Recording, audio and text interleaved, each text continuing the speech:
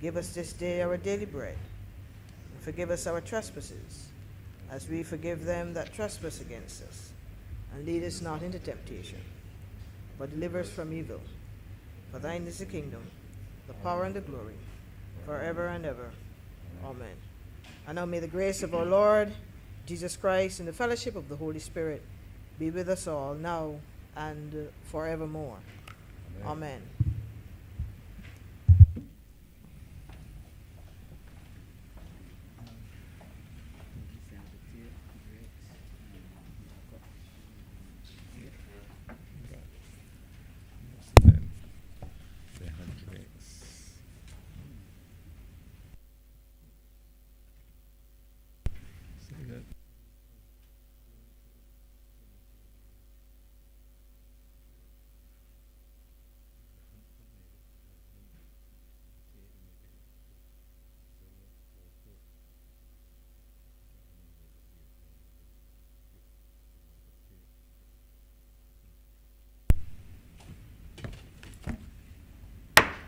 The Senate is in session.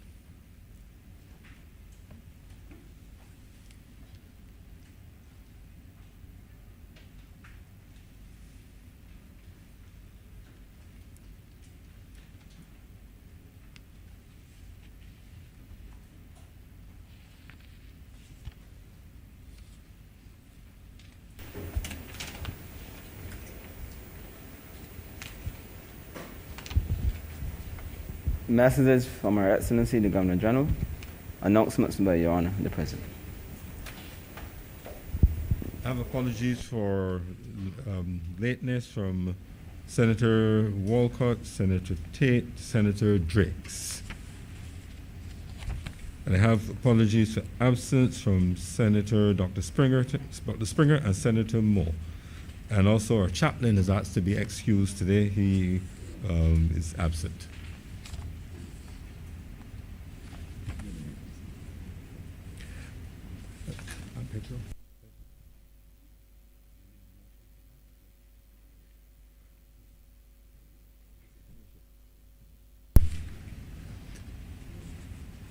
And I have a notice here, the minutes for our meeting held on July 21st, those will be deferred.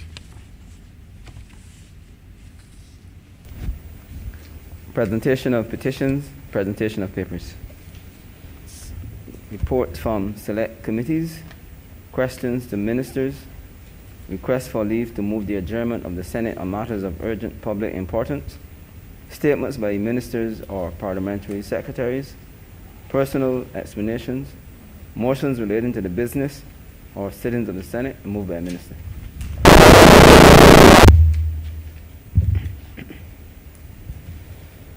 Thank you, Mr. President. I beg to move that standing orders 22-1 and 45-2 be suspended for the remainder of the sitting. The question is that standing orders 22-1 and 45-2 be suspended for the remainder of today's sitting. Those honorable senators in favor, please say aye. Aye. Those against, please say no. Who thinks the ayes have it? Introduction of bills. Senator McConney. Mr. President, I beg to give notice of the Governor General Conditions of Service Amendment Bill 2021, of the Ministers and Parliamentary Secretaries Remuneration and Allowances Amendment Bill 2021, of the Constitution Amendment Bill 2021, and of the resolution to approve, in accordance with Section 5 of the Crown Lands Vesting and Disposal Act, Cap 225, the vesting in the National Housing Corporation of the parcel of land at White Park Road and Country Road. I also beg to move the first reading of the Governor General Conditions of Service Amendment Bill 2021, the Ministers and Parliamentary Secretaries Remuneration and Allowances Amendment Bill 2021, and the Constitution Amendment Bill 2021. The question is that those aforementioned bills be read a first time. Those honorable senators in favor, please say aye. Aye. Those against, please say no. Methinks the ayes have it. Public business, sir. Public business is now the order of the day. Order number 1. Order number 1. In the name of the Honorable Acting Leader of the Senate, to move the second reading of the Defense Amendment Bill 2021. Senator McConney. Thank you, Mr. President. Mr. President, the Defense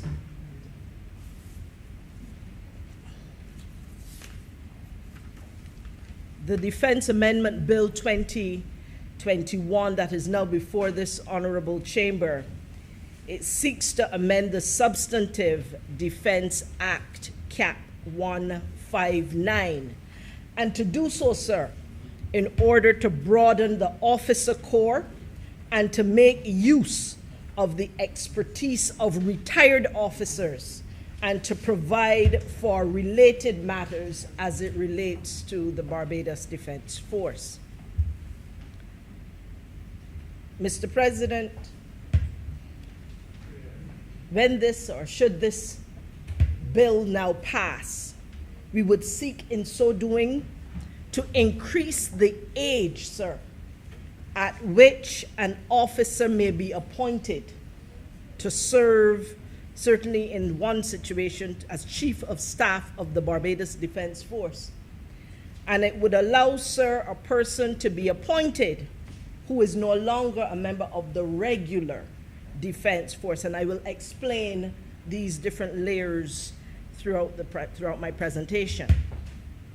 And it would also validate any previous appointments of persons to the position of Chief of Staff who may have been over 55 years old and would not necessarily also have been a member of the Defense Force. Now, sir, you can see there are many different layers and levels to this particular bill. But before, sir, I get into those areas, I want to share a little bit about the Defense Force. The Barbados Defense Act 1979, it created a body of Her Majesty's forces to be known as the Barbados Defense Force. And this body consisted of the regular forces, which would be your full-time soldiers, a reserve force, to be known as the Barbados Defense Force Reserve, and of course the cadet force, which is the youth side of this discipline. And when we look at the structure, Mr. President, we see the headquarters, of course, we see the Barbados Regiment. That is the land forces. That is the land force element of the Barbados Defense Force, and it's made up of both regular and reserve units. We also see, sir, the Barbados Coast Guard, which deals with the sea. It is that maritime element of the force, which also has regular and reserve subunits. The Youth Development wing of it, which comprises the Barbados Cadet Corps, more recently the Youth Advanced Corps, Youth Advanced Scheme. And there was a time, sir, when many would also have associated the Barbados Defense Force Sports Program, which is no longer part of that, but it used to be an important part of that structure as well. And sir, as I go forward, I really just want to say there are many things that we will say about each of these different parts of the structure of the Barbados Defense Force, but I particularly have a love for the sports program that is not there right now. As a former national athlete for Barbados, I had the great opportunity to compete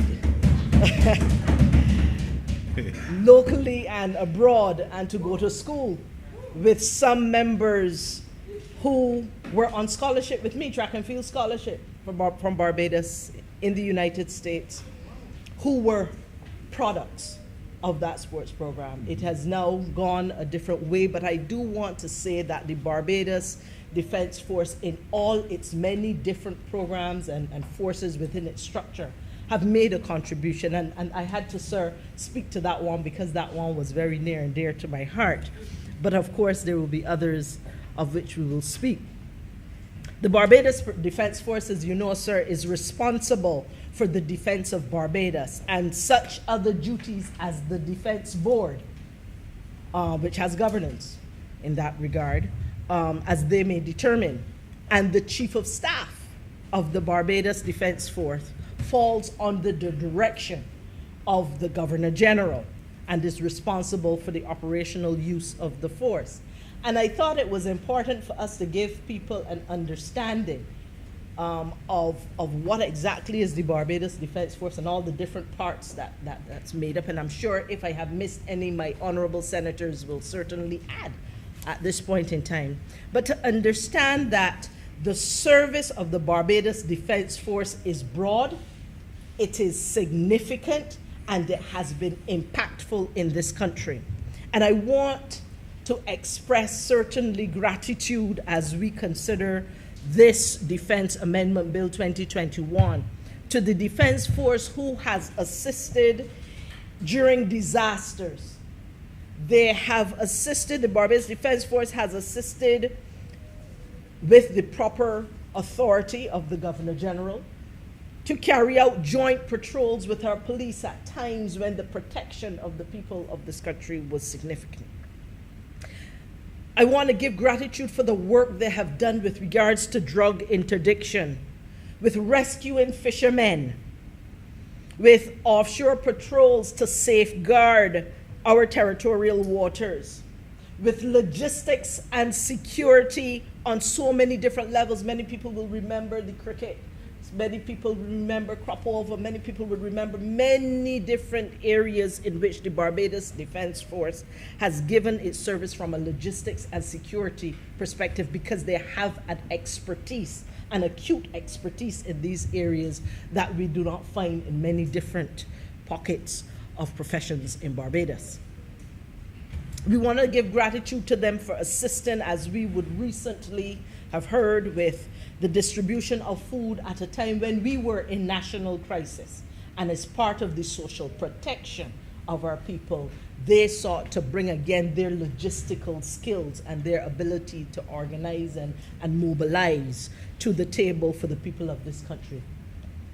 To thank them for to be grateful to the Barbados Defense Force to the work it has done with the field medical hospitals when we need to set up those hospitals at great rate, with the hyperbaric chamber that has been there to help save the lives of many divers. I can go on, and sir, I thought that I would give gratitude for all these things because I think sometimes we miss the breadth of work and the breadth of engagement of the Barbados Defense Force in protecting this country on so many different fronts.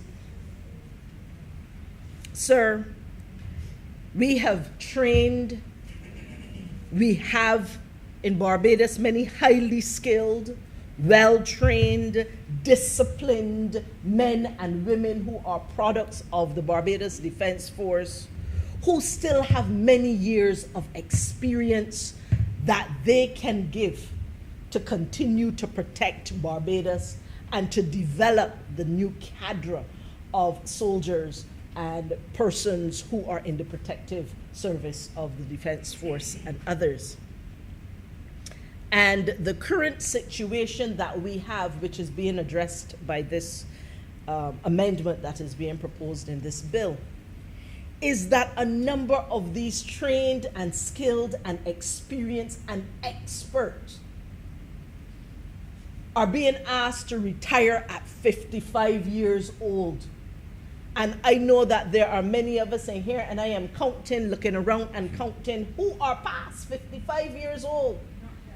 And were they told to retire now, that they can no longer contribute that vast experience and expertise that they have it would be an injustice to this country.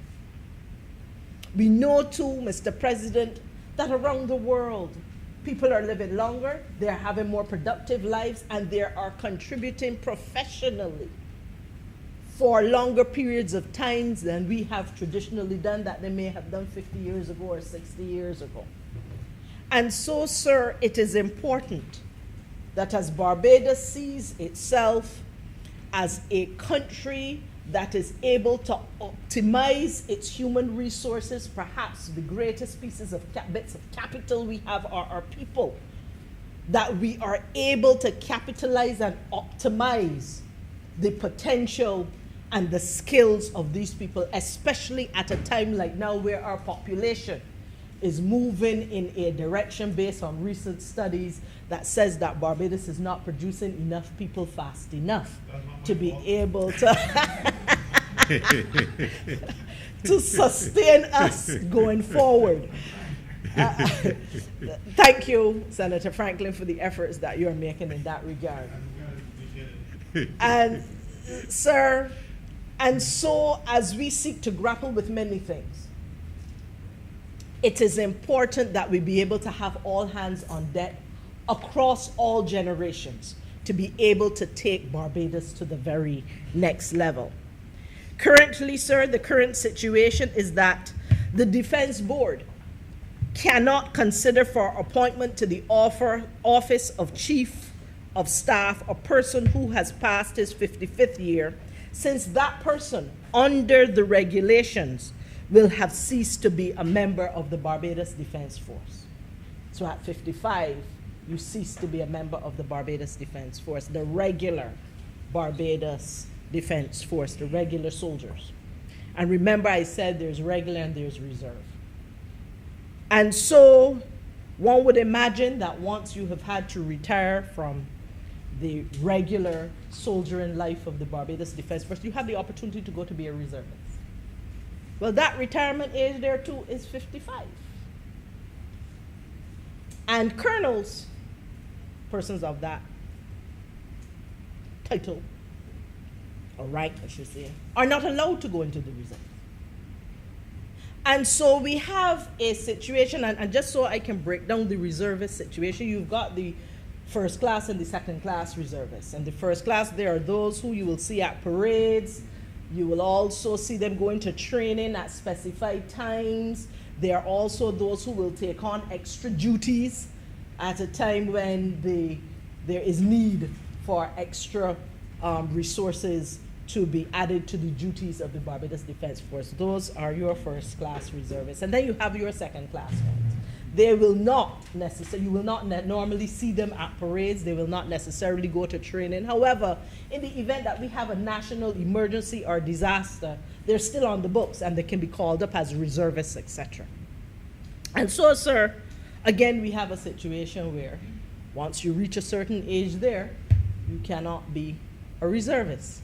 And then certain ranks cannot go into the reserves. Again, sir, that is an unnecessary waste of resources and training and experience that is going down the drain, and Barbados cannot afford for that kind of waste.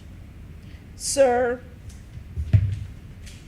that is one of the anomalies in this situation that we are seeking to rectify. One, where you can be appointed as Chief of Staff, excuse me, even if you are not a member of the Barbados Defense Force, and to increase the age at which you can be Chief of Staff and serve in that capacity. Sir, we hide nothing.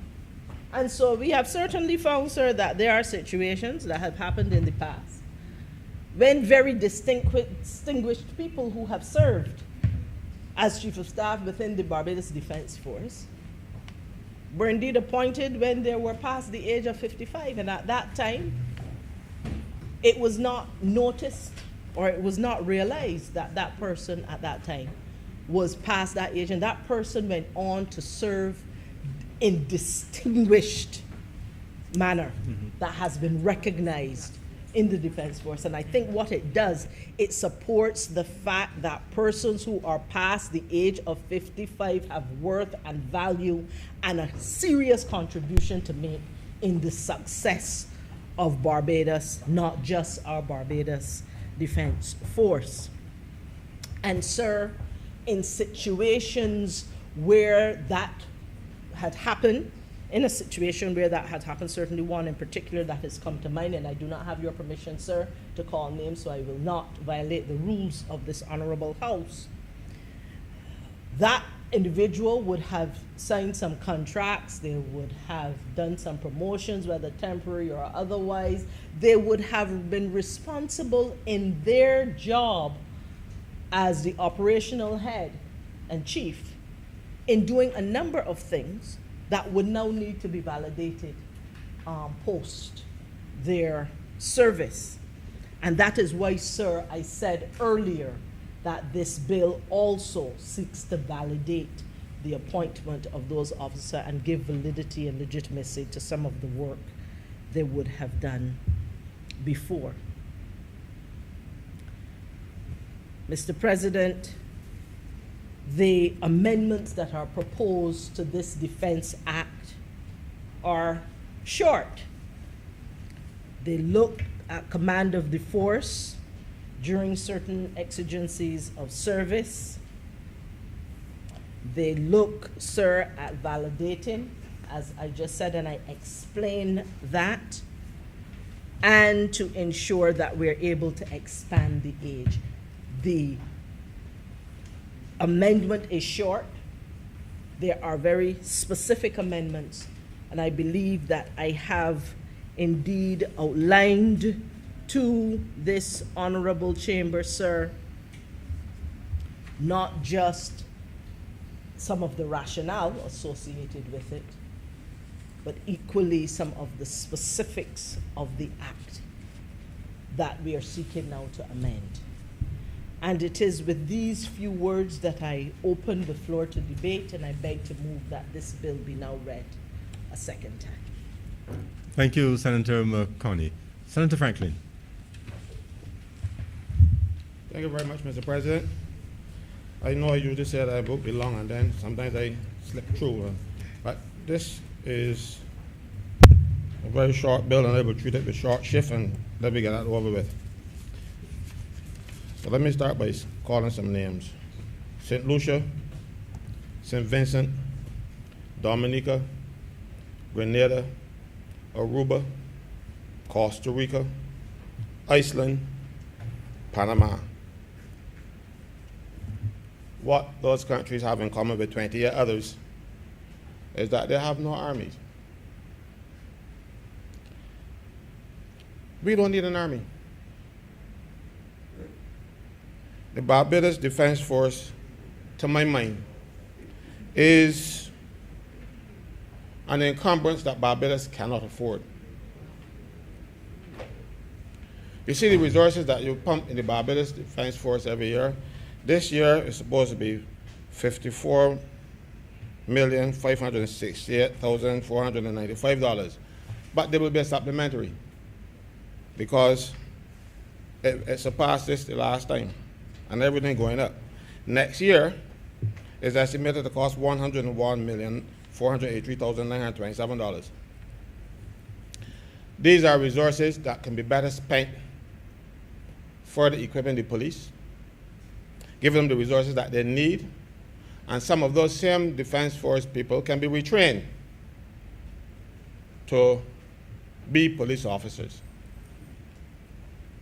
Not all, because police and soldiers have different roles.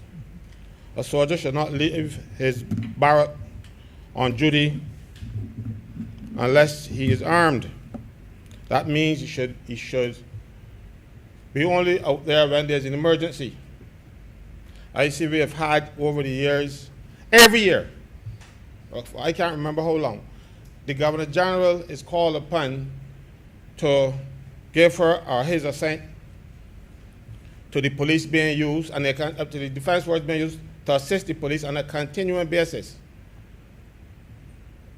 That should only be done in aid of the civil power when the police are unable to carry out their function, when there's a breakdown of law and order, the police can't handle everything. But we have desensitized this country to believing that soldiers should be always on the road. And everything you look when you see soldiers out there with the police in the back of the vehicles with guns, when they got camp fire patrols, you have soldiers out there with guns and they can shoot the fire. You know, this whole thing, we've gotten it wrong. The ideal situation would be, if you still want to have some sort of military, but certainly not a full-time force, we had the Barbados Regiment, where all of us were part-time soldiers, and I said us because I was a member. And then I became one of the first people to join the Barbados Defense Force. So I don't have any ill will against the Barbados Defense Force, but I'm just saying, I was a young man and foolish. Some might say that I'm old and foolish, no, but so before you say that, I acknowledge and move on. But I have been able to discern what is happening. And as a young 20-year-old boy, because at 20 you're still a boy, and I was a cadet at school, so the natural thing for me to do is to lean toward the Army. That's one of the few things I knew. You know, and I was damn good at it. You know, down from parades, shooting, you name it, I could do it. As a matter of fact, I once qualified as a first-class shot. Hey. Be warned.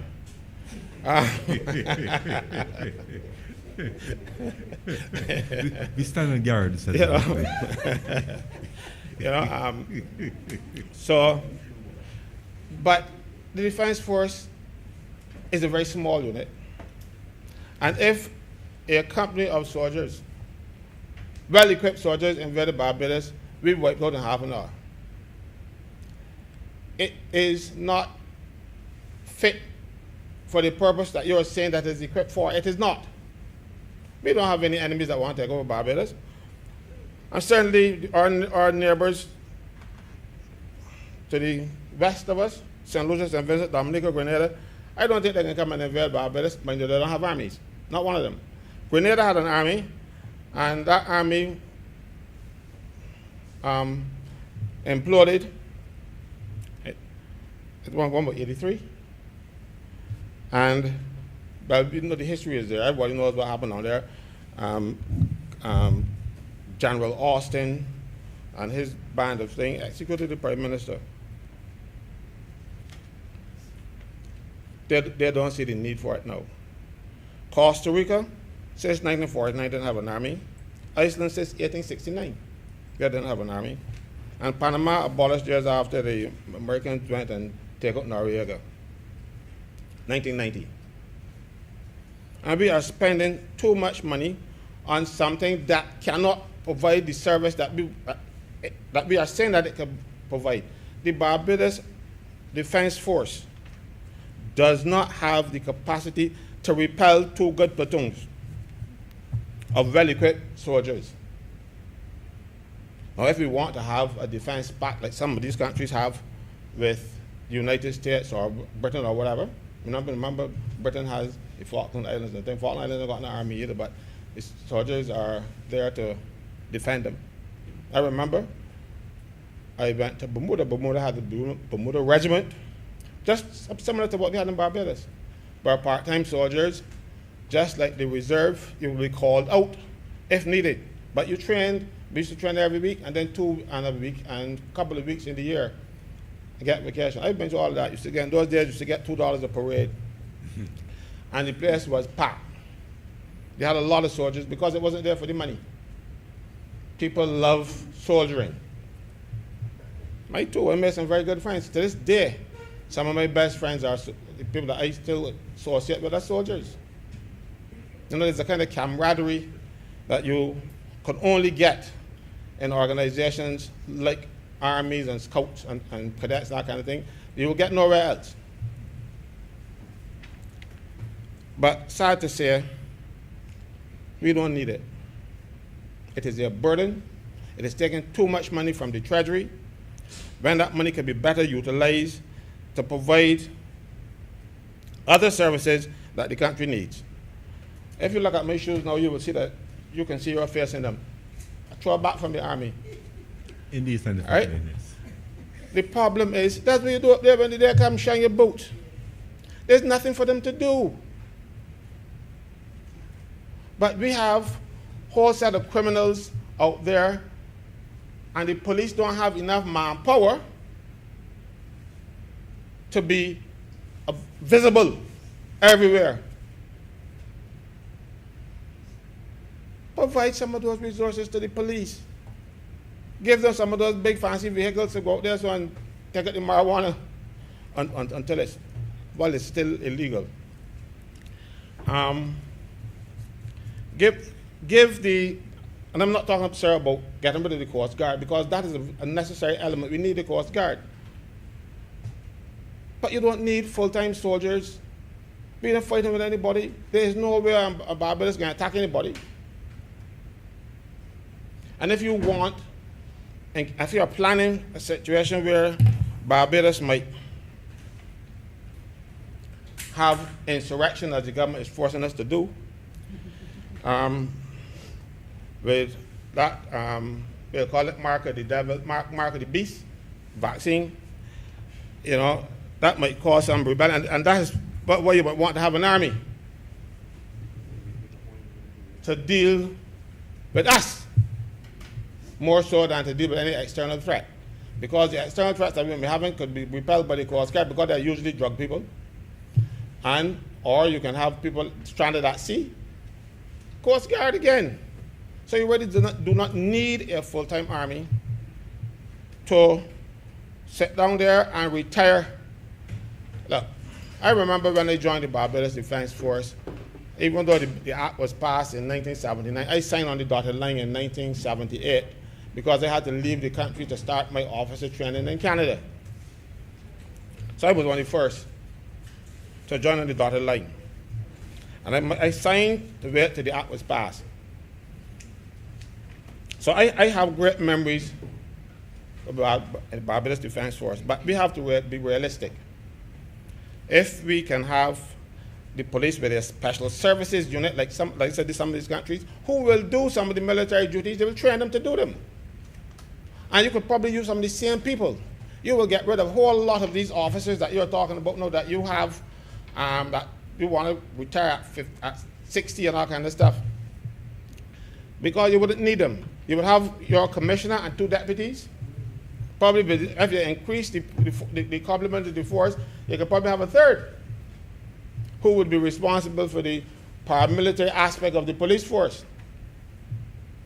But you need a special services unit who will handle that kind of thing. And if then the police still needs assistance, you might have a part-time regiment like we had before that will then assist the police if in a state of emergency. But you are finding out Defense Force people with nothing to do as soldiers, finding themselves in all aspects of our society when they are not necessary and when they are not trained for it. I hear about the hyperbaric chamber, you're telling me, get the hospital.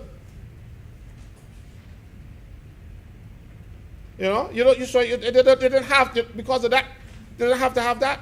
The Barbados Defense Force Sports Program should never have been in the first place. That was not their role, but they were looking for something to do. These things cost money. Mind you, I am not going to vote against this because we have to regularize the fact that some officers were appointed, at least one officer that I know was appointed chief of staff, and it was beyond the age he should have been. If this is not regulation, he should get a pension. So for that reason, I'm not going to vote. I will abstain. But I'm giving my views. The gentleman was in question is a true national hero of this country. And I would not want to bring him or the work that he has done into any sort of disrepute or even to question it. I have the highest respect for him. I remember years ago when I was a young man, a young fella, I went by Kentucky Fried Chicken in Hastings, and I was there leaning up. I was not yet married and stuff. You know how long ago that was. And I leaned over the counter trying to talk to one of the young ladies there, and he came in. Boy, I did like that. I straightened up, And when I caught myself, I said, "Geez, this man still got me jumping." You know what I mean? So he has the highest respect that I can give to anybody. So I wouldn't want for him to lose his pension as a result. So I'm not going to vote for the bill and extending the age and stuff, but I would want this section that his age to be validated, or to say that all acts that he did and his service will be regularized and stuff. I have no difficulty with that. I don't think he will mind me calling his name, sir, because I'm not criticizing him in any way. This man should be, should be a model for young people. When I went to school at Combermere, he was responsible for the scouts, he was responsible for the cadets, he taught me English, he taught me a couple of other things, and he was responsible for hockey. He did everything up there. I remember one day a friend of mine got into trouble, and he was taking the headmaster, and the headmaster told him, "If you don't behave yourself, I'm going to call Mr. Mayor and let him know you're behaving." The head teacher telling one of us that he's going to complain to this gentleman for us if we don't behave. That's the measure of demand that we have. So please fix that. But you don't have to fix it by bringing in some other people and trying to shape the force into something that it should not be. Because I'll tell you, soldiers should be young, fit men. Not old fellas in 65 and then hands were going down in the place. Because if you have to go on your military duties, one, you're not going to keep up with your troops. Because the fellas are going to left you with the, especially with your arthritic knee. So that is why soldiers get their pension at age 45 if they have served 15 years. 45. What's the reason for that? So don't rush in here and think that, because everybody else, every clerical officer, every maid, and everybody goes off at 67, that you do it to the Defense Force too. Look, in St. Lucia, my other home, police go home at 55. If you are below the ranks, the command ranks and stuff, you could go home at 55. There's a reason for that. You could see a 60-year-old fella running behind a crook and telling you, stop, this is the law. I come in, if I'm going to left you. So you've got to recognize that there's some jobs that you can't do beyond a certain age. Soldiering is one of those. You don't need to have old men let them sit in the offices mess and have a little claret and port and that kind of stuff. That's what they do. I met one of them, the colonel of the regiment, so he can go and take the salutes at parade. But you don't need people at that age with all the attendant illnesses that you will have coming up. I remember as a youngster, the first time I went to the doctor, I was 20. And then thereafter, I reached a certain point, it was like, no doctor, and then I was seeing the doctor every week. As age caught up with me, I had to change, so I don't see him every week now. But that is repeated for soldiers. They're not fit normally to be a soldier at 65. Any old soldier is usually in the Legion, not regular force. But this is a political decision rather than a military requirement. Talking about, look, one of the places that do the most training in the world is the Army. And you are turning out so many people who can be defense. You got so many people in there that can be the chief of staff right now. But you're looking for a particular man. Your man. So that is why this is here. This nonsense has to stop. We cannot make over Barbados, the image of the Barbados Labour Party, or the people in the Barbados Labour Party want what they want. We have to be sensible and do things for the best of this country and not for the best of any particular individual who thinks that I need to have the army under my control, so I'm going to have my loyal people to it. So I won't have any issues. There's not going to be any issues if you govern properly. So don't try to keep the soldiers as your private army, because they're not there to defend against any external aggression. We don't have any. Not since they had these sailing ships. They used to come here and bomb the ports, you know. And the last time anybody fired any shots down here, so from any ship was the Cornwallis. When the Cornwallis got struck, the time he got struck from behind, and it sank. That was the last time. Nobody needs to have an army of soldiers who will look pretty, dress up nicely, and that is all. And you have to find things for them to do. Look, put something in the fire service. Fire service, they will be there. They can they're trainable. Train them. Put something in the police force. They are trainable. Re-educate them, because soldiers are taught to kill. I know how to kill. I haven't tried it, thankfully, or yet, but I know how, because I was taught that. So if you're going to make them policemen, you have to retrain them. That is all you need. Increase the ranks of the police force. Right now, the police need a lot of people, can't get them. And you got people there sitting down, when the day comes, shining boots and looking for things to do. And spending $54 million estimated this year, $54.568 million. For what? When there's Kuduma walked on the road alongside the bands? That's not soldiering. That's not the role of a soldier. Go on campfire patrols? Not the role of a soldier.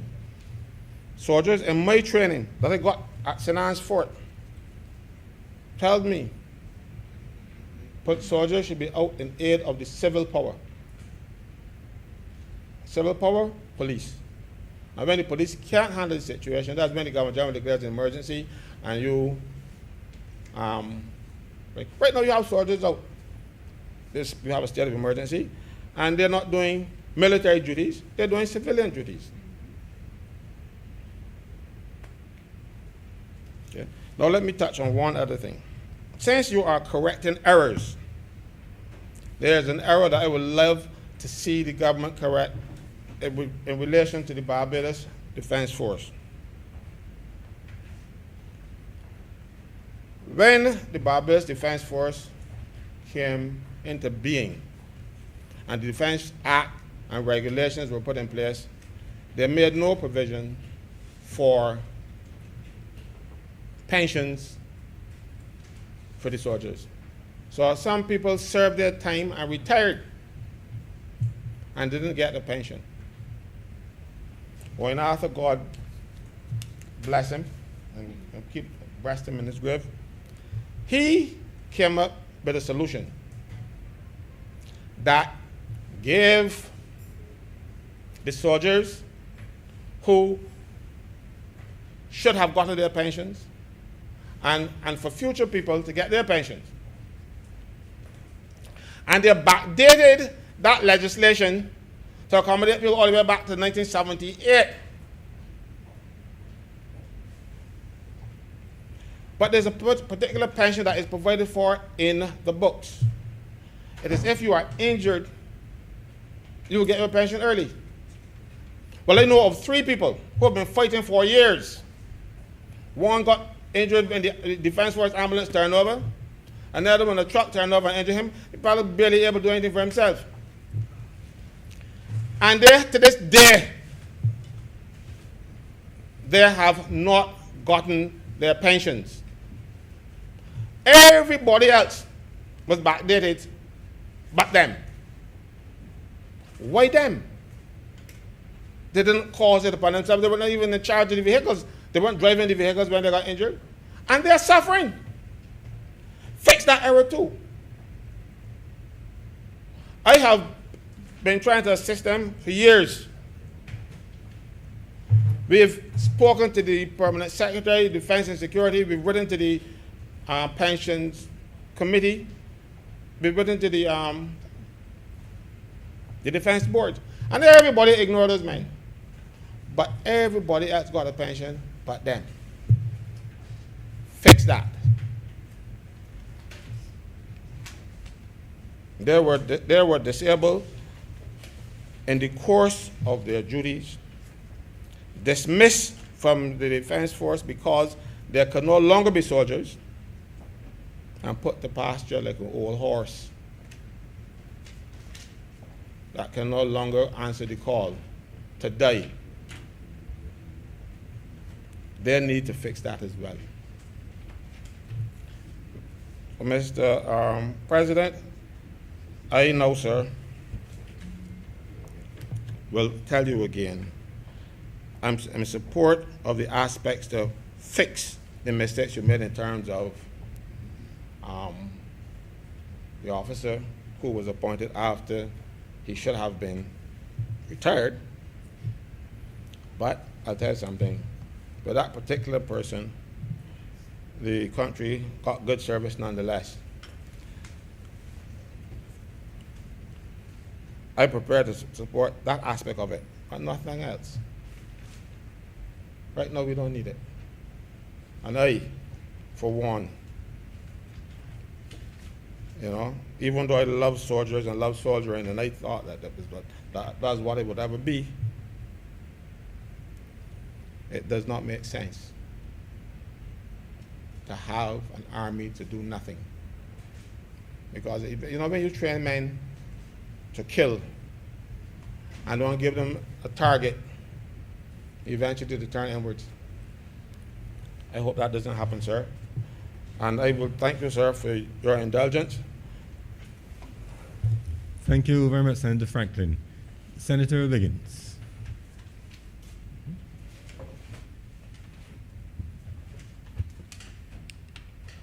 Thank you, Mr. President, and good morning to everyone.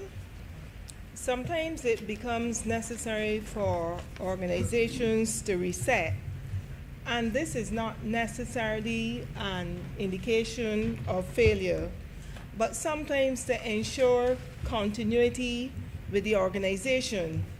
As I understand it, Mr. President, the Defense Force Amendment Bill, Cap 159, seeks to do certain things, and they were outlined essentially by Senator McConney, so I don't really have to go over them, but essentially to make persons who are over the age of 55 and who have not reached the age of 65 years to command the Barbados Defense Force, and to validate a period that Senator Franklin spoke about of an individual who was 59 years old at the time and who was appointed to the post of Chief of Staff, and to also extend the period of service of the reserves in the Barbados Defense Force to age 65 rather than age 60. Mr. President, sometimes you don't understand. Well, he said he served in the Barbados Defense Force, so he knows a lot more about it than I would. But I remember I have a brother who also served in the Defense Force, and I was like, he retired very early. And he retired early, and he learned skills in the Defense Force that allowed him to go on to another job. And those skills were obviously earned from all the training that is given in the Army. So those of us who grew up in the 60s and 70s knew about the role of the Defense Force, or the Barbados Regiment as it then was. But in 1979, the Barbados Regiment was effectively abolished, and there came the enactment of the Barbados Defense Act. Senator McConney also outlined the structure of the Defense Force, which is the regiment, the Coast Guard, and the Cadet Corps. And the regiment and the Coast Guard comprise of full-time and reserve officers, and the Cadet Corps is commanded solely by officers who served in the reserve. Mr. President, because many of these soldiers would have retired early, there were many gaps to be filled, and some of them were left in the Army, as we like to call it. And that old guard served a lot of useful, and is still serving a lot of useful purposes to the country Barbados. A lot of them served with joint patrols with the Royal Barbados Police Force, whether it will be to crop over, to fires, and in natural disasters. They also assist the Barbados Water Authority and the Ministry of Health in carrying out a lot of the duties that we want to see. And I want to expand a whole lot on what the role they carried out with the Ministry of Health, especially during the COVID-19 pandemic. Mr. President, I know that they set up the field hospital because I actually visited the field hospital that was set up by the Barbados Defense Force. And as you know, the Barbados Defense Force transported and are still transporting patients who are COVID positive and otherwise to the various isolation facilities. They also assisted when we had the incident there with care packages for persons who were unemployed, and the Army was assigned to do a lot of that work. And Mr. President, I want to say something. Currently, the joint coordinator of the Defense Force, Major David Clark, is a commander. Major David Clark is also a member of the Defense Force. And I can tell you, I was very, very personally pleased when the Prime Minister appointed Major Clark as joint coordinator of the National Vaccination Program. And I say that, and I'm happy that I can stand up and say that today, because I knew him while serving in the United Kingdom. And he served with the royal household. And Major Clark, I can tell you, he is a very established person, a very organized person, and he organizes things to a very fine detail. And I can tell you that because I know that personally, and all of us who serve abroad know that personally. And I am very, very happy to say that publicly in here today, to see Major Clark playing such an outstanding role for his country, Barbados.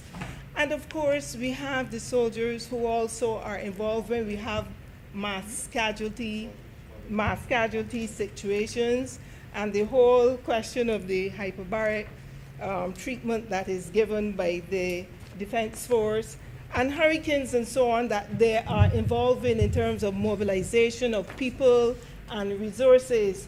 So the Barbados Defense Force and the soldiers, they serve Barbados very, very well. My research also tells me that they're involved in the training of public servants, and they train a lot of public servants in computer classes. So I think that if a lot of Barbadians even look in watching CNN and see the role and the soldiers play from in every single aspect of life, they would understand that in order, because you just said, Senator Franklin just said, Mr. President, that when he was in a fast food operation, he was interfering with a girl, and the major and the chief of staff came in, and right away he stood up and fly right. So it shows you the respect. Just for clarity, Senator Wiggins, yes, sir. Conservative language, interfering is a wonderful Barbadian colloquial word, but usually when used juxtaposed to girl, it can be mistaken for that which would tend to be referenced in the law courts. And Senator Franklin said he was, I believe he was speaking with the girl. So I would suggest you rephrase that. At least the record suggests that his commanding officer had to save the girl.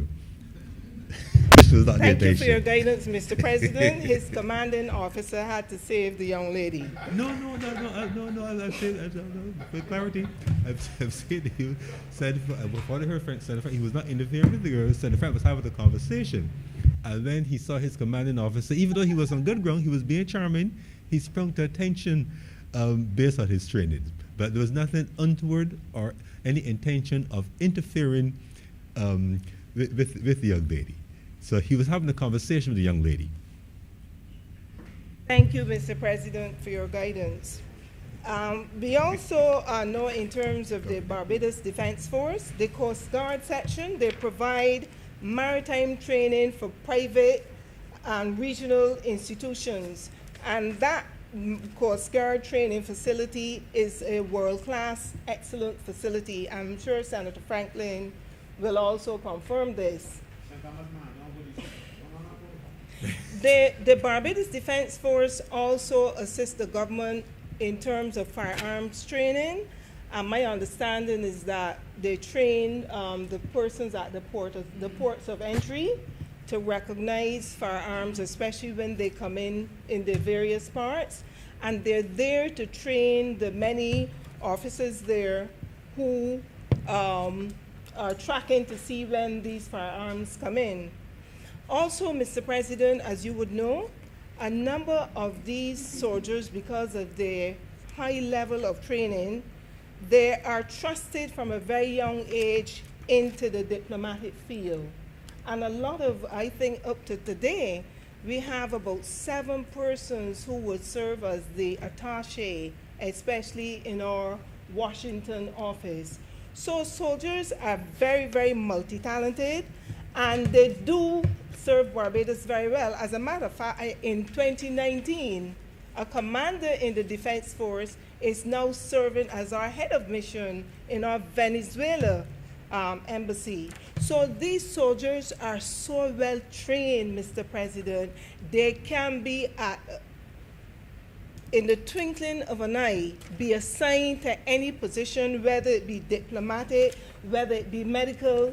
And I'm sure they also serve as head of some of our regional organizations. You have a lieutenant colonel who serves as the head of CARICOM Impacts, and a naval captain who heads the regional security system. So that shows you the true nature of the Barbados Defense Force and the levels of which these soldiers, Mr. President, can be assigned.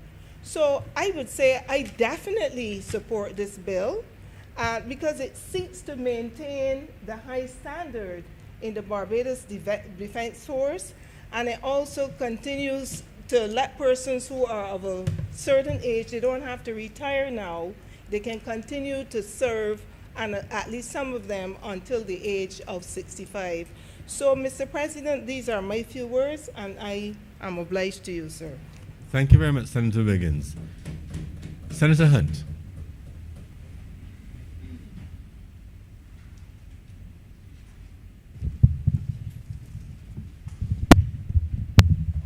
Thank you, Mr. President.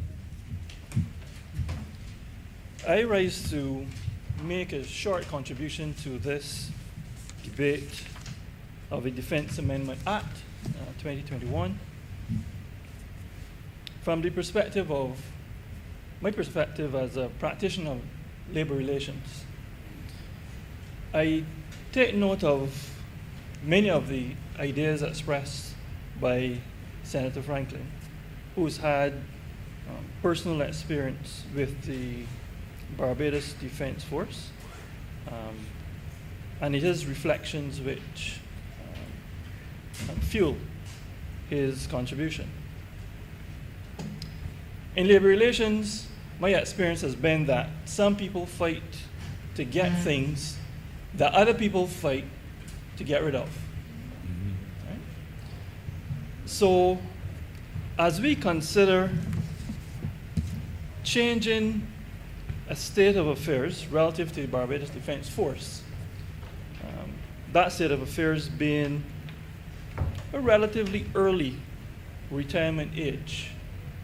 And we are making provision for officers who qualified according to the legislation to continue to give service beyond the stipulated age, the now stipulated age.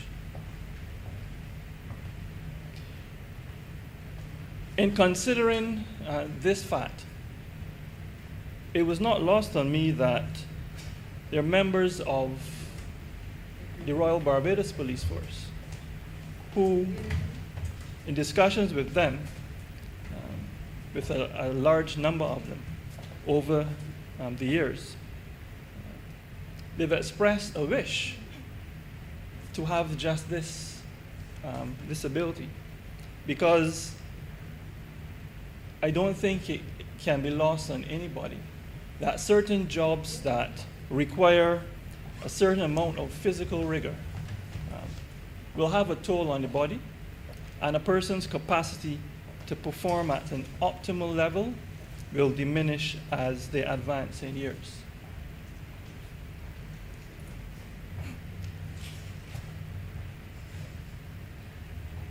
When I look, though, at the contribution that the Barbados Defence Force has made to Barbados,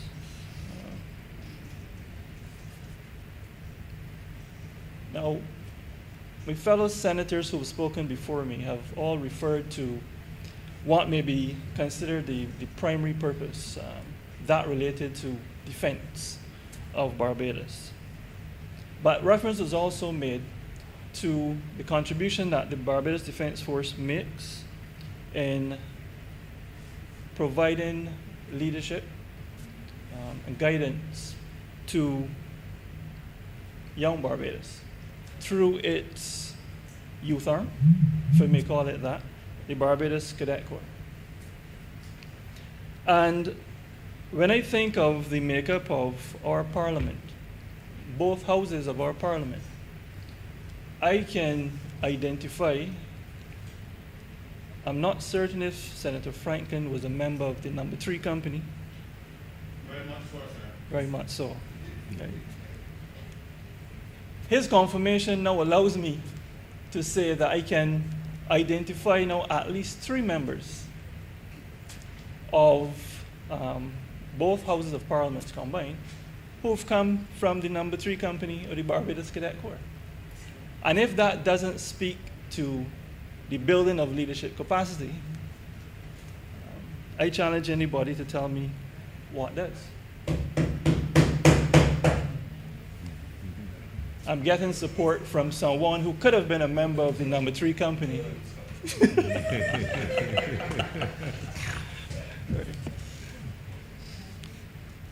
So, I think that there's value in doing what the government is clearly minded to do with respect to this bill. I am of the view that a government should be the exemplar employer in the country. And in that regard, there's more value than what may immediately appear to be being considered in this legislation.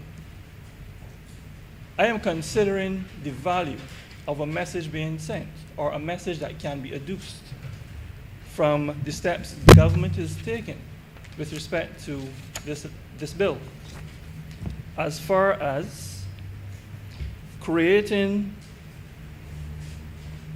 an ethos in the country where we do not just discard employees because they have reached some particular age.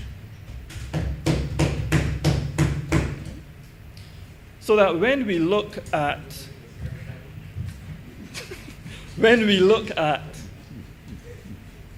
the state of affairs as we find them today, the Defense Force has what is a default retirement age. In Barbados, beyond the Barbados Defense Force, even in the private sector, there's the operation of what is, in effect, a default retirement age, 65. Even though we have had amendments of the national insurance legislation that has changed the pensionable age,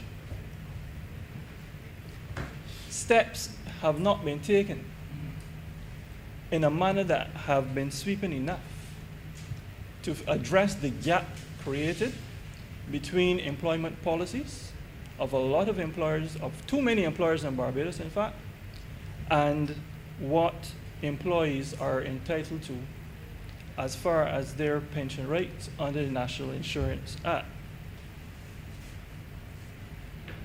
So we have a situation where not only are employees,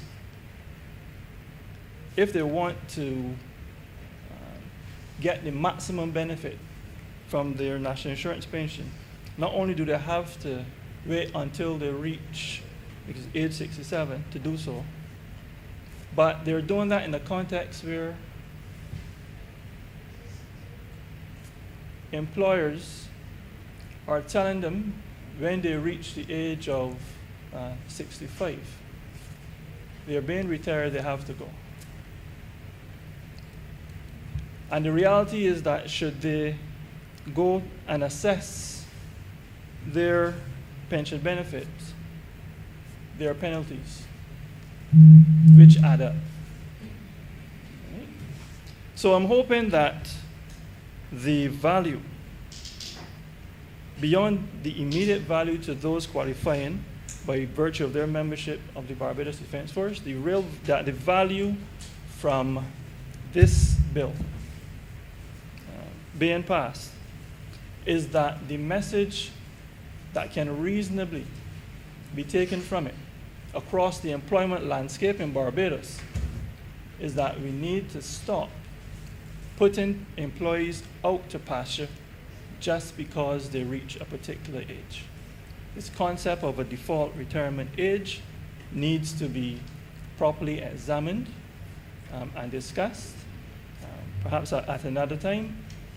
But I am happy, sir, to support the bill for those reasons that I have mentioned, and I'm obliged to you, sir. Thank you very much, Senator Hunt. Senator Nurse.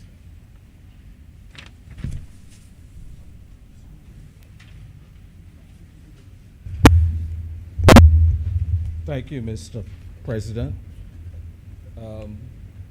I must confess my ignorance about the terms and conditions of service of our military people. I didn't realize that their retirement age was actually the age that we had heard earlier. And when I thought about it, I really was wondering, Mr. President, why is it that our military people would have been required to retire at this early age?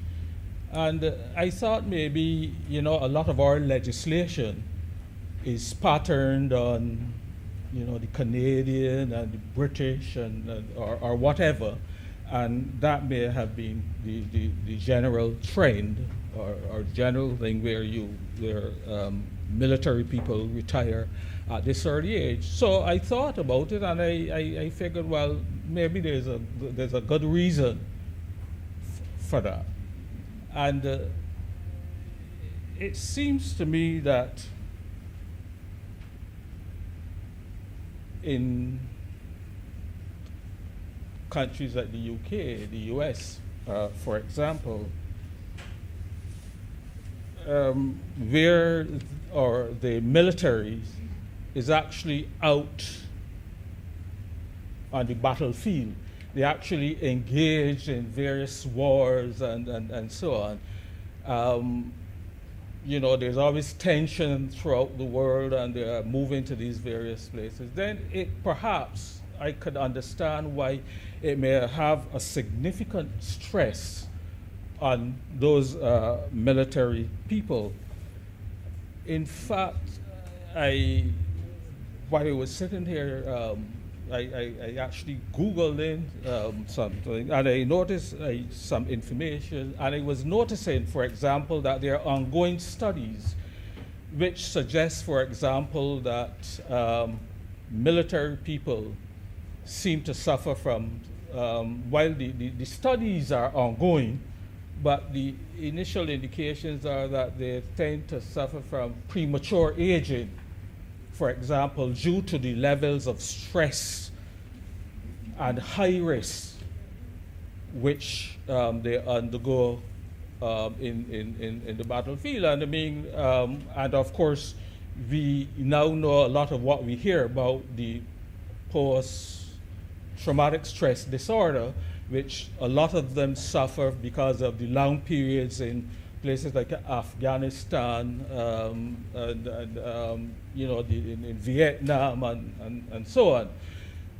So it seems to make sense that because of this premature age and because of the physical and psychological impact which these wars can have, that it would really be necessary for them to have a bit of an earlier retirement than people working in, let's say, a normal civil service situation. But the fact is, of course, Mr. President, in the Barbados situation, our military really, you probably serve your entire working life without ever seeing having to go to a war. I hardly think we will see our Barbados Defense Force having to go out and undertake that kind of activity. I mean, and I can only remember, certainly in my lifetime, one issue which was, and I think Senator Franklin may have mentioned that, where there may have been done some little, maybe some little involvement in the Grenada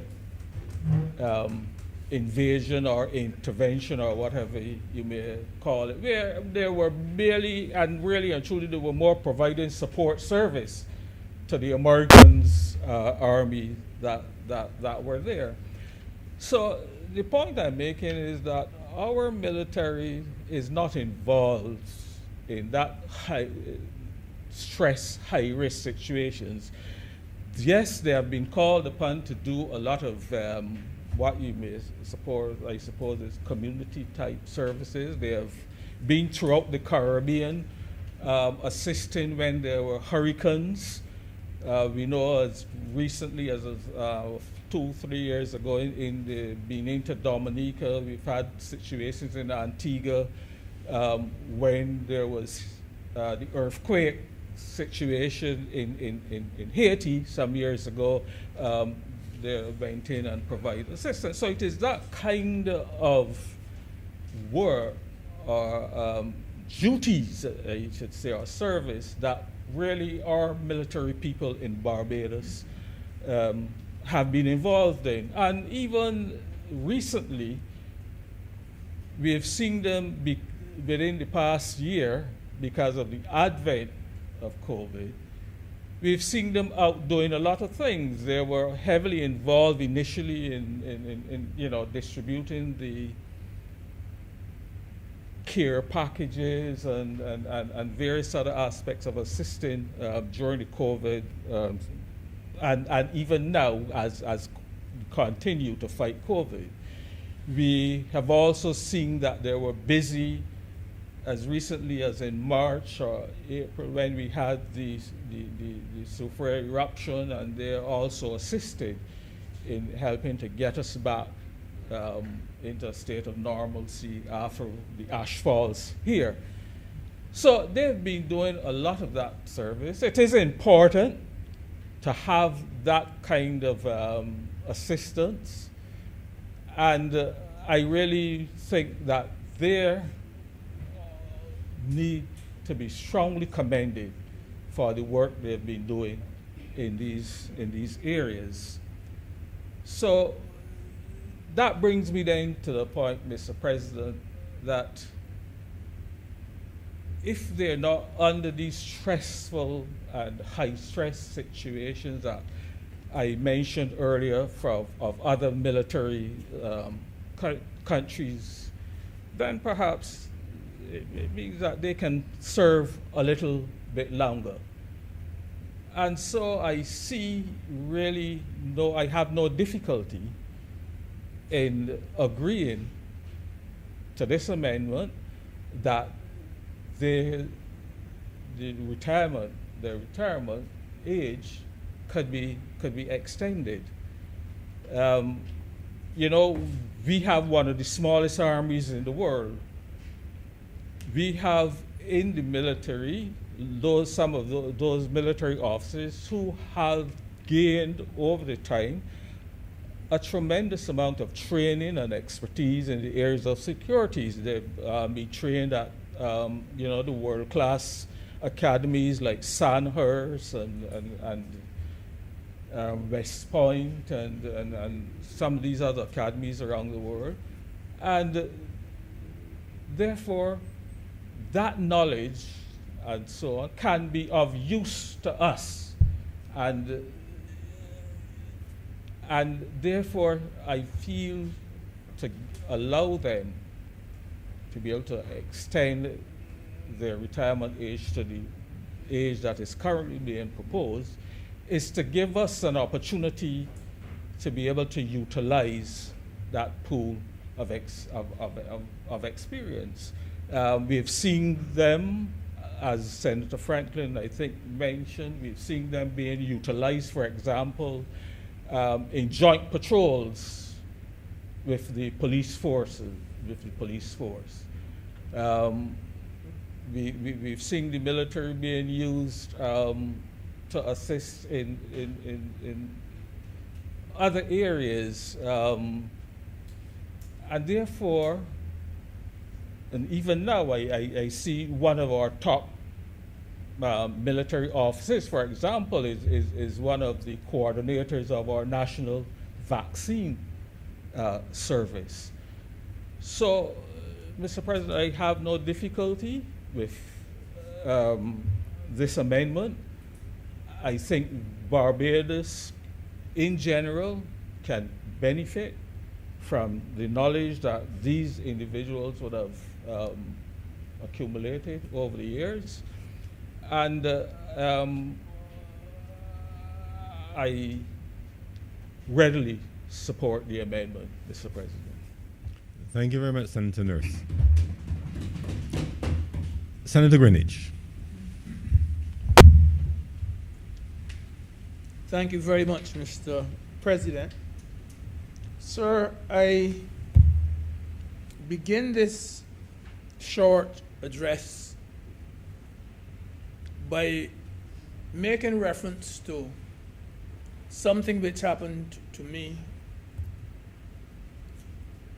not so long ago, because I don't want you to put a number on to date me. Not so long ago. I was, on that day, 65 years of age. That's 15 years ago. And I had taken up the phone to call someone I had taught at school overseas. And I never knew that person, that she would have made me virtually lecture on a statement which I had used to her, a statement by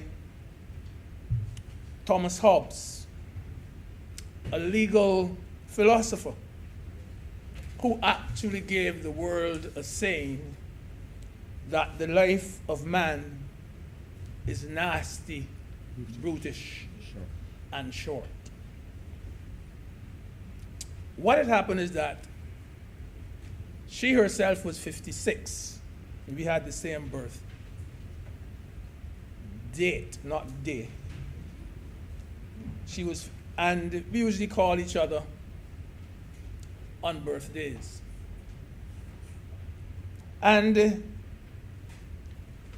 she was saying, but we are almost the same age now. You're 65, mine is just turned around 56. That's why I remember it so well. And I said, after a few exchanges, I said, so how is work? And she said, work? But sir, don't you, well, she called me sir still because I used to teach her. But sir, you don't realize that I am already retired? I mean, when she said that to me, she said she had retired a year ago at 55. The phone nearly dropped out of my hand. Because it seemed to me like only months ago, just a few years down the road, I was teaching this same young lady in a classroom. She said, yes, my working life is already over. 55 years of age. And all I do now is to bake some cakes at home. She says it doesn't even feel to me as though I'm still working. Yes, I sell cakes and so on, but it feels like a hobby. But my working life is over. And when she said that is when I reflected with her on what Thomas Hobbes had said, that life is nasty, brutish, but especially short. 55 years and your working life is gone. I think, sir, that 55, to this day, believe it, I don't even like the number 55. I think, sir, that it is much too young an age for retirement. Much too young. She'd gone on to tell me, too, that this was the case not only in that particular English dependency, but in other territories in the Caribbean as well. And she went on to say that occasionally they have been asked to stay on, but they have to do so on an annual contract with the government. I heard a little almost crying in her voice when she tried to explain to me that at 55, she thinks that she was in the prime of her life, that she was quite healthy, that she was still very active.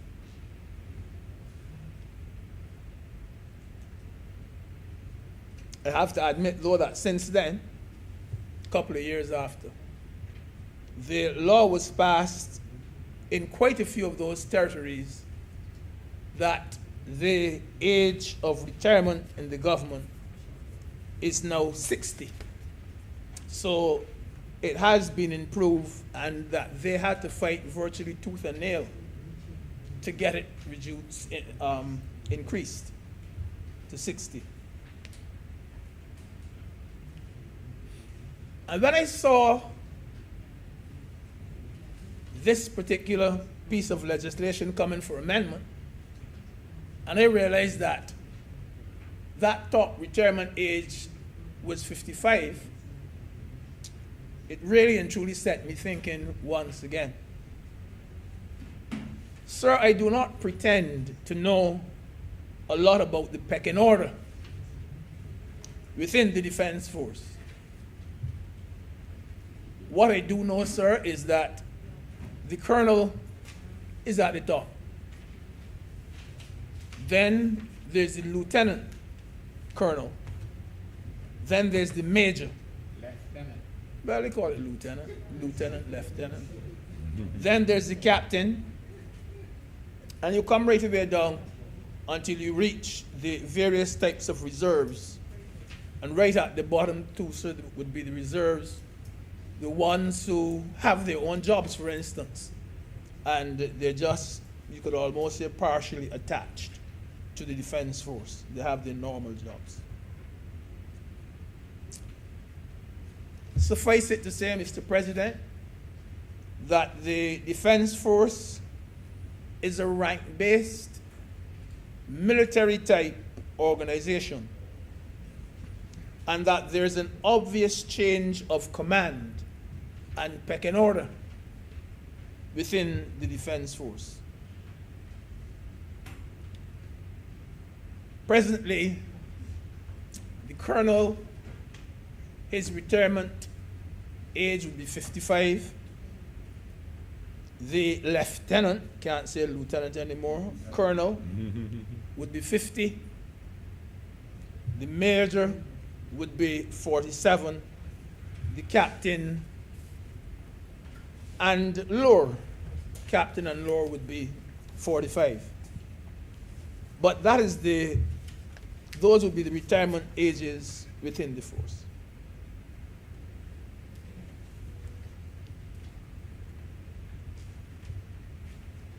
I could not agree with Senator Nurse more,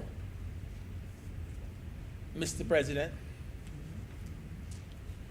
Retiring at ages 45, 50, and 55 might have been ideal for those soldiers serving in the British Army.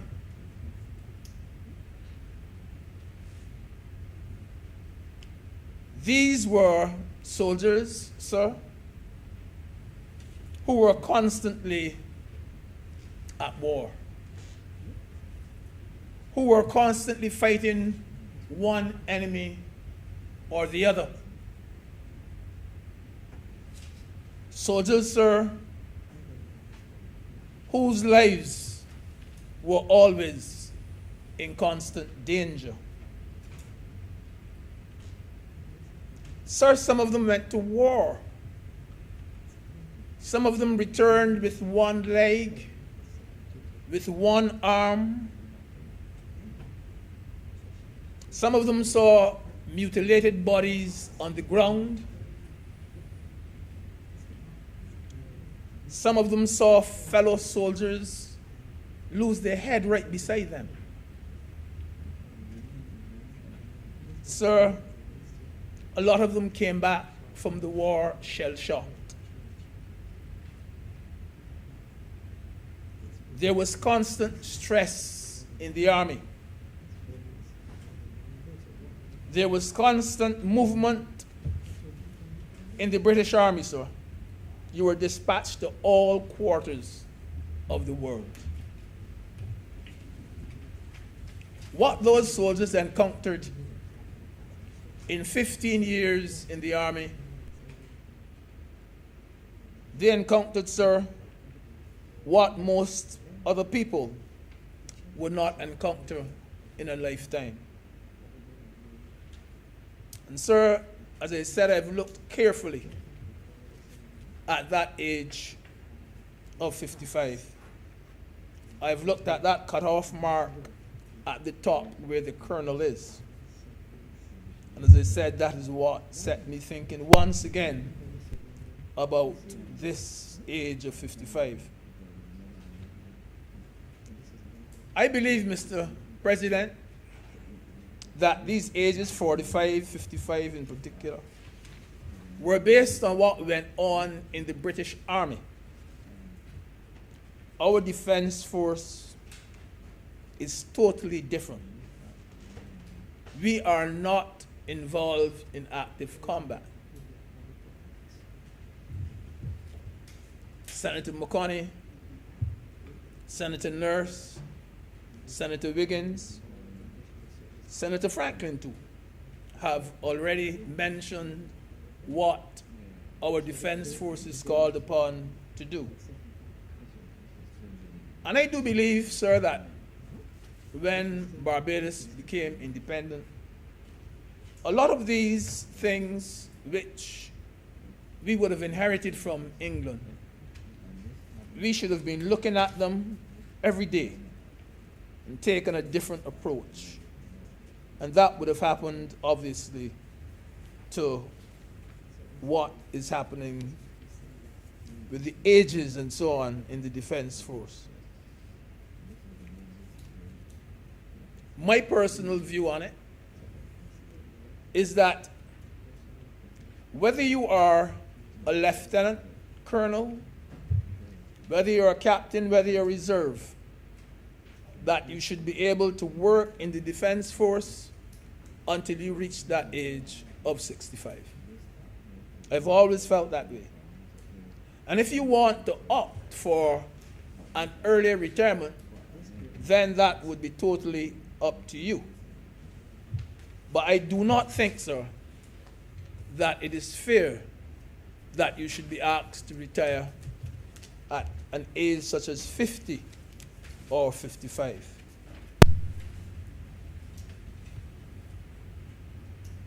There has been a hint already this morning that our defense force is really no different to the police force. And therefore I would ask this question. Suppose that we had imposed these retirement strictures within the police force. What would have happened? What would have happened? Indeed, as I speak, sir, I know of a family in St. Philip where there are 3 brothers. The oldest one, he is in the police force. The youngest one is in the defense force.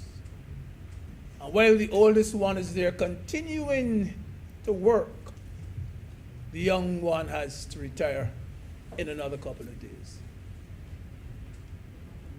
And so I would ask the question once again, suppose that rule had to apply throughout the police force, what would happen? Or what would have been the attitude?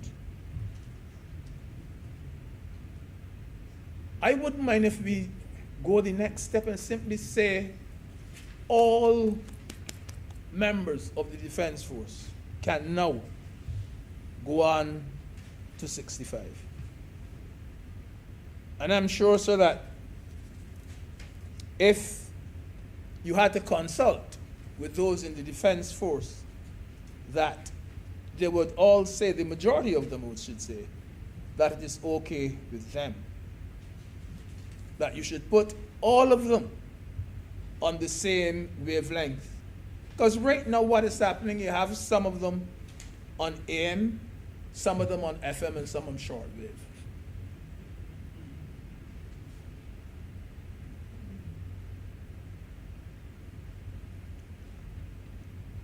I do not think any of them would say, I don't know if Senator Rogers knows this calypso, but Sparrow had a song say, we like it so.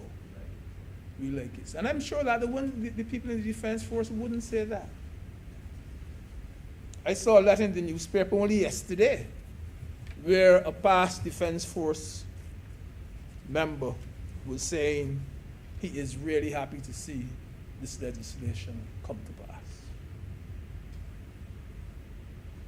And so, sir, it doesn't surprise us that there is a common practice in the defense force for soldiers to ask for permission to stay on past their retirement age. And there's a variety of reasons for it. I would go into them, but you know that some of them really and truly think that it's going to be so much hardship on them if they're forced to retire at such a young age. More often than not, I understand that the permission is granted for them to stay on. The discretion is exercised in their favor, and they are kept on. But as Senator McConney said this morning, maybe she didn't put it in those words, but that discretion does not change the law. The law still remains intact. You should still retire at what the law says, 45, 50, or 55. So technically and legally speaking, if the colonel is allowed to stay on, chief of staff, and he issues an order, whether he issues the order to take the boat to St. Vincent, or whether he sits on a committee and dismisses a soldier, or whether he signs contract because of the defense force, so on behalf of the defense force, he is doing something which he is not legally supposed to do once he has passed that particular age. And in order to address this, then we have to make wrong things right. And nothing short of legislation, nothing short of a legal validation is going to achieve this. It will cure past errors. That is what the validation does. It cures vast errors. But, sir, it will not give you any future insurance or any future green light for future errors. It cures the past. It makes valid what was invalid. And therefore, the amendment here, which says that the continuance in office is Section 3 of any officer or soldier of the Barbados Defense Force, or the appointment of such an officer or soldier to any office before the commencement of this new act, says that that now shall be deemed to have been lawful and valid. And any function performed by such an officer or soldier before the commencement of this act shall be deemed to have been lawfully and validly performed. Quite clear in the legislation. The whole question of the validity. So I listened to Senator Franklin, and I heard, he spoke almost like a spurned lover. I've been spurned many times. He was a member of the Defense Force. He's not now a member of the Defense Force. I didn't challenge him. I didn't ask him. I know he went on a course, he said it, to Canada to be trained. I didn't ask him if he finished it. I know the answer, though. I know the answer. I didn't ask him if he finished the course. I know the answer. And he says that he accuses government of politicizing and keeping soldiers. They want to keep soldiers as a private army. Sir, these things, sometimes they're said whimsically, but they can do a lot of damage. And they can make people perceive that there is something going on which is underhand and so forth. This has no politics whatsoever in it. None whatsoever. But, as I said, sir, sometimes we are not allowed to do as we like in certain organizations, and sometimes we make statements which have no substance in them whatsoever. Mr. President, training of soldiers, I agree, is an extremely expensive undertaking, no matter where you send them to train. It is expensive. And just imagine the Barbados government spending thousands and thousands of dollars for one of our defense officers to be trained at somewhere as Senator Nurse said, like Sandhurst, at the age of 45. And then 5 years afterwards, he reaches retirement age. And all the training that he has got, he goes home and he carries all that training with him. 18. And the country would not have benefited significantly from the money spent on him. I agree with all that. And it shouldn't surprise us to learn that early retirement, once that approaches, and the officers see that age in the short distance, that many of our leading officers, sir, begin to look for greener pastures. It is too early to retire someone at 50 or 55. As I said, they are in the prime of their life. Our Minister of Health is perhaps the most active Minister of Health ever. He is something of an I said Minister of Health. He is an energizer bunny. He is as fit as a fiddle. And similarly, sir, our Superintendent of Prisons, the Chief Staff there, is also one full of energy. So in a way, what the Defense Force lost was another department's gain. The training benefited somewhere else. Mr. President, I think I have said enough to make it known that I fully support this amendment, and I urge members of the Senate, this honorable chamber, to do likewise. I'm obliged to you, sir. Thank you very much, Senator Greenidge. Senator Grant.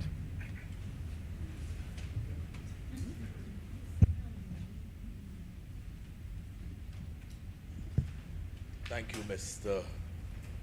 President. I don't intend to be too long. I must confess, sir, that maybe I was in a different space because I was looking at the time and I was thinking of lunch. So I didn't expect that I would hear you calling on me to speak at this time, but be that as it may. We're soldiering on. Yes, very much so. Very much so, sir. When called upon to speak, I will always speak. And hopefully I will be making a meaningful and good contribution. I'm in full support, Mr. President, of this bill before this honorable chamber. And I do have to say that when I heard the contribution from Senator Franklin, it made me remember a calypso, I believe it was in 1983, a calypso by the mighty Gabby, a calypso called Boots. Boots, boots, boots, and more boots. Of course, sir, I remember well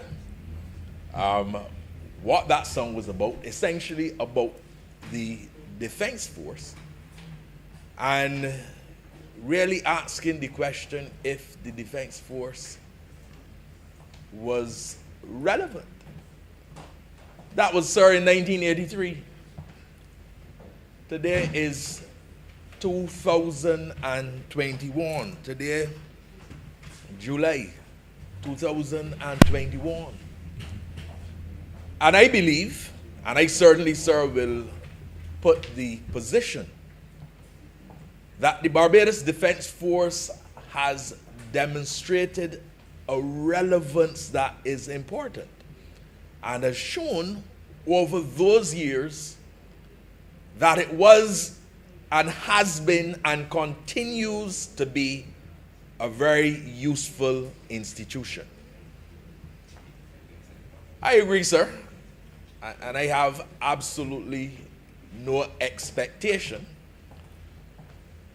that the Barbados Defense Force will be required to engage in activity to stop some foreign force invading Barbados, that they will be carrying out that kind of national security component to protect country and to protect citizens.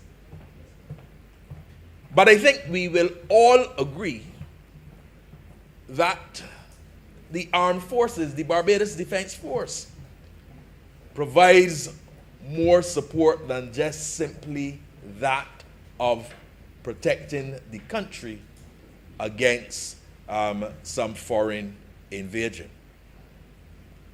There was a time, sir, I remember, and I am not dating myself, although I'm going to say in this debate exactly how old I am. I'm not afraid to say that. I will say exactly how old I am. But I remember a time, sir, when I used to hear, because I've been, I guess, around politics for a little while, and I always had an interest in politics. And I remember there used to be talk about this man, a Barbadian man, and sorry, I will not call his name. I haven't asked your permission, so I will not violate the rules. About this Barbadian man who said that he was coming back to Barbados and he would invade Barbados and he can come back even on a dolphin. I remember the name well. The name is to the top of my mind.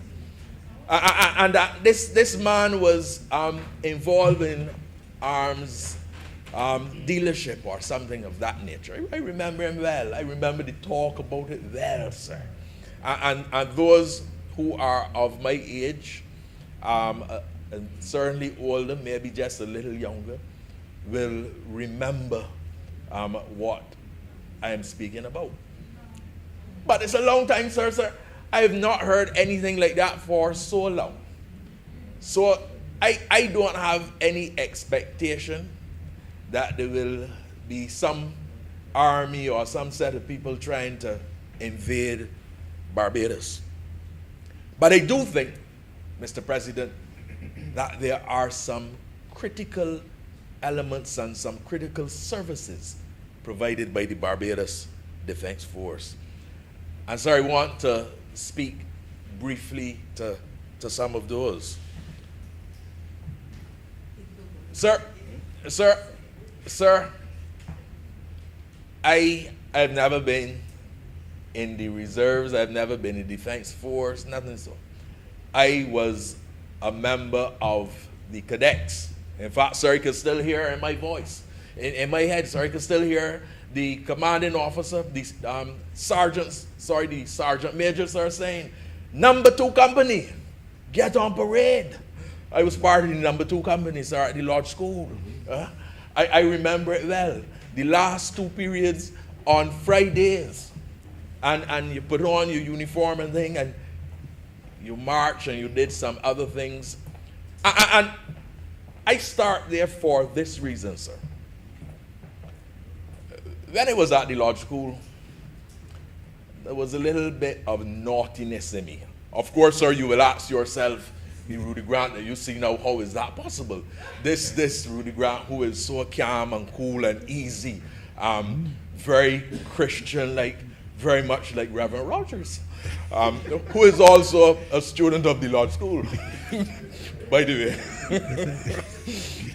But there was in that youngster, you know, a fellow who coming up in a tough environment, where, you know, you would get regularly, fellas would be slapping you around your head. It was tough at the Lodge School. And I remember one day, and I'm going to just relate to you something that occurred. I remember one day we were marching, and the headmaster of the day, we used to call him Joe, CEA Aurelius Smith. I remember he passed, and there was one guy who was upset, and he asked, what is happening? And the guy said, sir, I don't like what this officer is asking me to do and making me run laps all the time. And I will never forget what Headmaster Smith said. He said, lad, because he always referred to us as lad. He said, lad, this is your commanding officer. And if he commands you to march through the canes, you will march through the canes. And I reference that, sir, because there was a certain level of discipline provided in the cadets. And I'm also cognizant that that is provided by the Barbados Defense Force. And I reference that because I think that there's a lot that our younger people can learn and recognize from institutions such as the Barbados Defense Force. And I think that we should do whatever is required to continue to have an institution where persons can look and see and observe that you have to be disciplined and that you have to function in a particular manner. Because very often we hear people talk about the responsibilities of the younger generation and the younger generation not meeting those responsibilities which they have. But we have, sir, to lead by example. And I believe that the Barbados Defense Force provides a good example. I have seen, sir, young men in communities go into the BDF, fellas who you would consider to be bad boys and tough, and go into the BDF and have been humbled into good and proper young men. And I believe, Mr. President, that that is an element that is extremely important. So the discipline component, I think, is critical, and that it is clearly demonstrated that the Barbados Defense Force has been able to contribute in a significant way to that. I think, sir, that the sports program has been very positive as well. And that sports program has not been positive for the older people. I must tell you, sir, that at the age of 56, I get a little ailment here and a little ailment there. And therefore, some of the things I did when I was in my 20s, I'm not now doing in my 50s, although I have to tell you this, sir, that, and I'll speak about it a little later. I must tell you, sir, that I do believe that at 56 years old, there are some things I'm doing far better than when I was in my 20s. But I will come to that a little later. I'm happy to hear, Senator Grant. Yes, thank you, sir. When I speak to the issue of the extension of the years. But sports too, sir, helps to instill discipline, and it helps to give purpose. And the Barbados Defense Force program, I think, has been very positive for the young persons. Sir, those who have spoken before have made reference to the humanitarian element. And that is extremely important. I would have been speaking to an officer who indicated to me that he was one of the first people to go to Dominica after the issues that they had in Dominica. We do know that there are persons from the BDF who would have gone, for example, to assist in Grenada. I heard Senator Franklin making reference to Grenada and the revolution there, making reference to I believe it's the People's Revolutionary Army in Grenada and the New Jewel movement that existed at the time. And as we all know from history, there was the invasion by the US, and then they had to have a stabilizing force. And members of the Barbados Defense Force would have gone and have assisted in that exercise. There are many other instances as well where members of the Defense Force have assisted for humanitarian purposes, whether it relates to some flood occurring someplace, whether it relates to hurricane. So the humanitarian element is also extremely important. Sir, I also want to touch very, very briefly on the issue of skills for life. Training that persons get in the BDF. And I believe it was Senator Wiggins who earlier made reference to that. You know, sir, growing up, studying, some of the things I studied, I asked myself, why am I studying these things? I remember, sir, studying Julius Caesar. Asked myself, why am I studying Julius Caesar? I remember at 1C1, hence some ye idle creatures, be this a holiday. I remember it, well, why? But now later on in life, sir, all of those areas in which I have studied and in which I have been exposed and in which I have learned things, I'm able to bring those into practice in one way or the other. There was a time, sir, that I was vice president of a group of companies.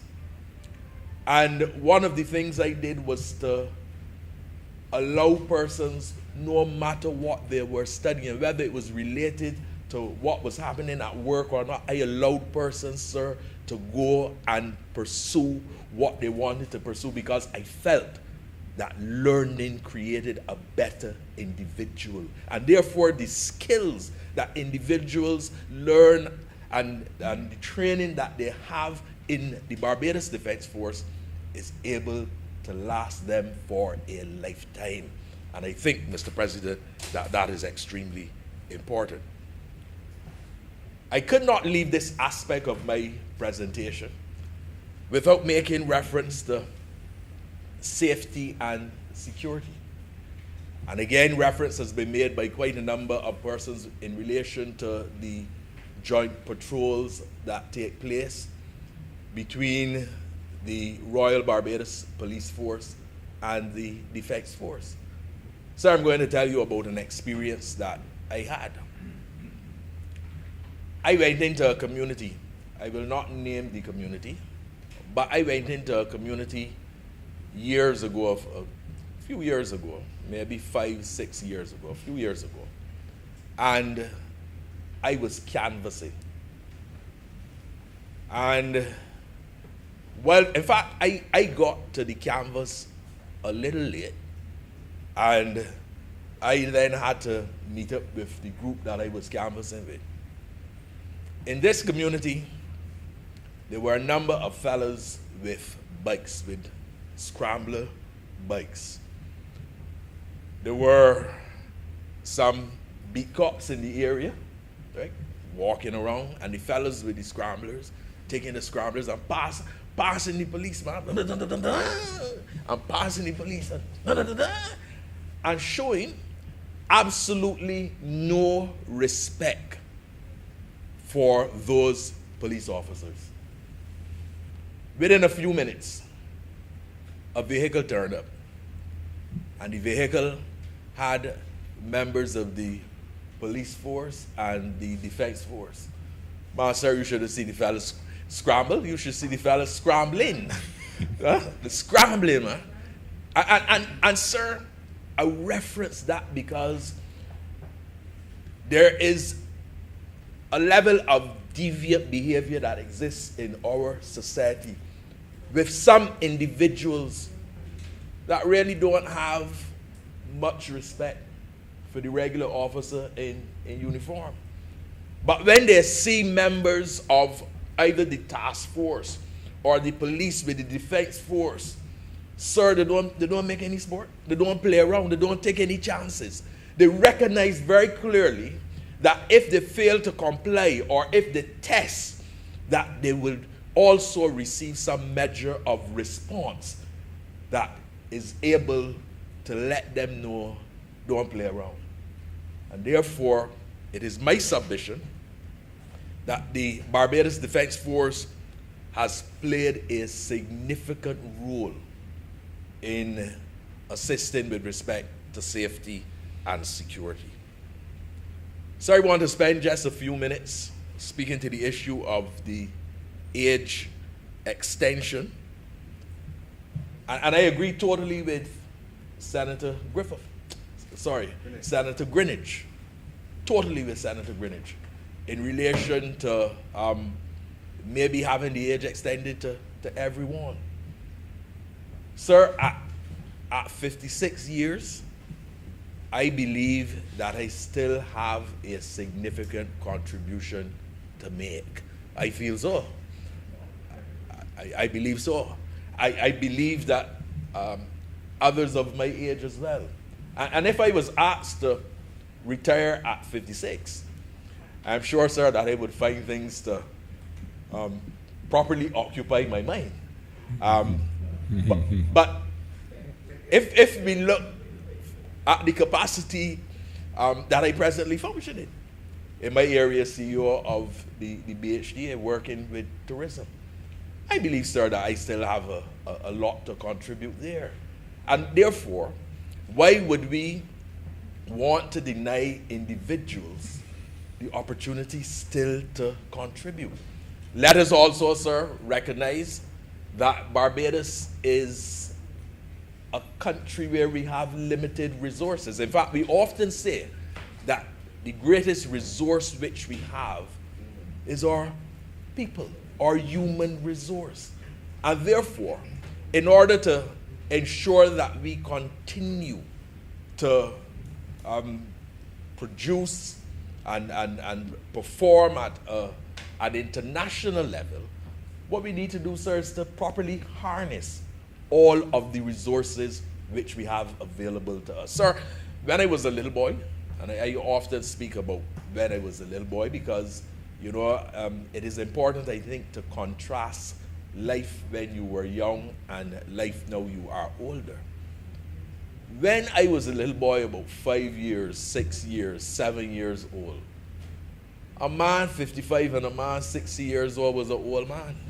For some reason, they appeared to be old people, getting ready, sir, to go to the great beyond. And many persons will say at that age, those persons were in their departure lounge. Sir, that is not the case now. I look, sir, in fact, I have seen people retire at 65 and they still look young and they still look good and they're still healthy. And I guess, sir, that reflects the fact that our healthcare system really is significant and has contributed significantly to the well-being of persons. The fact that we are maybe exercising more and eating in some instances some of the right things, not in all instances, because the truth is that I do believe that in those days the foods that we ate, that those foods certainly were a lot better than what we are eating now. In those days, I have to tell you, sir, I didn't know much about any macaroni pie or a lot of fried chicken and chips. We had some good, sir, pap. I remember some pap, sir. Eating some good bakes, getting some yams and eddies and potatoes. Good food. And I see, sir, Senator Sands looking at me, who is of a younger generation. I'm not going to say, sir, of the Kentucky generation, because I don't want to be unfair to him. But Kentucky, sir, was a treat. Right? But the point that I'm making, to go back to what I was originally saying, is that a person in today's Barbados, 55 years old, is still a young person and still has quite a bit more to give.